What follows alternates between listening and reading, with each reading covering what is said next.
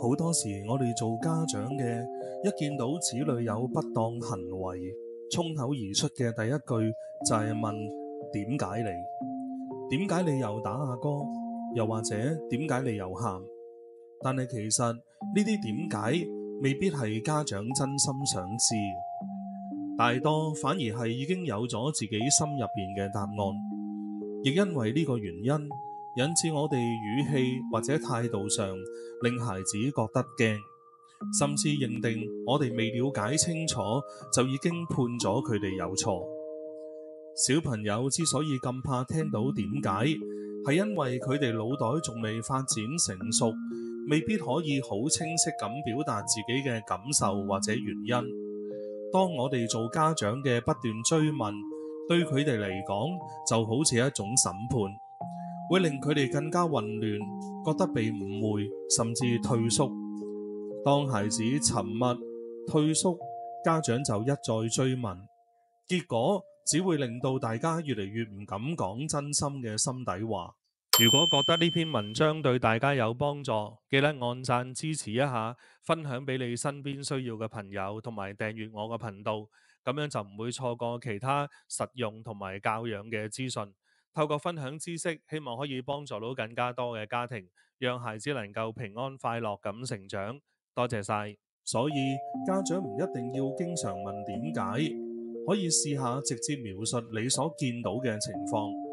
例如，我見到你出手打哥哥，可能係因為你好嬲，係嗎？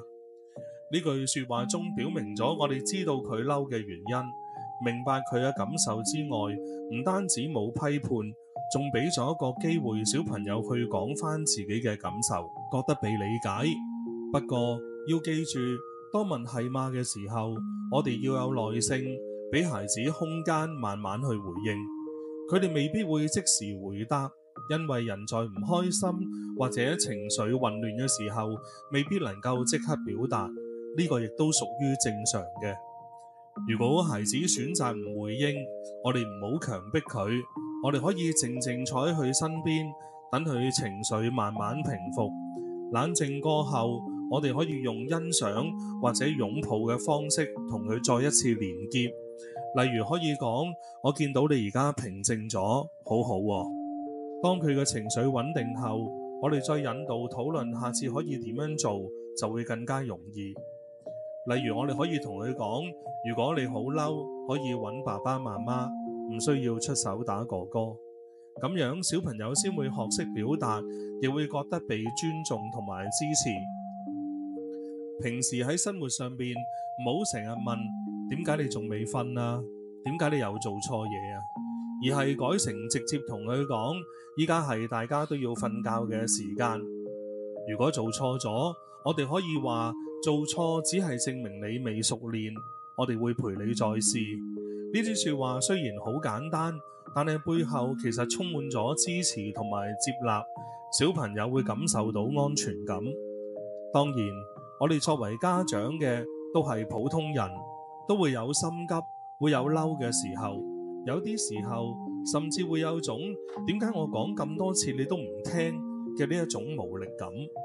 但正正亦都因為咁樣，我哋更加需要提醒自己，因為我哋係成年人，先停一停，深呼吸，了解下自己嘅情緒，再用溫和嘅語氣同小朋友溝通。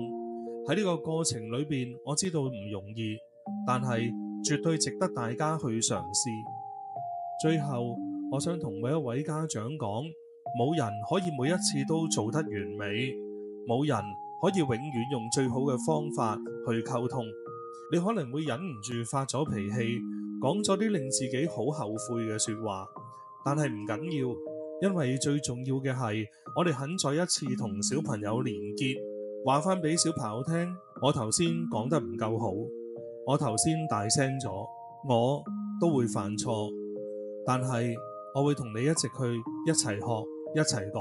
當小朋友感受到父母嘅真誠，佢哋先至能夠慢慢學識開放自己，肯講心底話，親子之間嘅信任同埋連結先會越嚟越深，越嚟越緊密。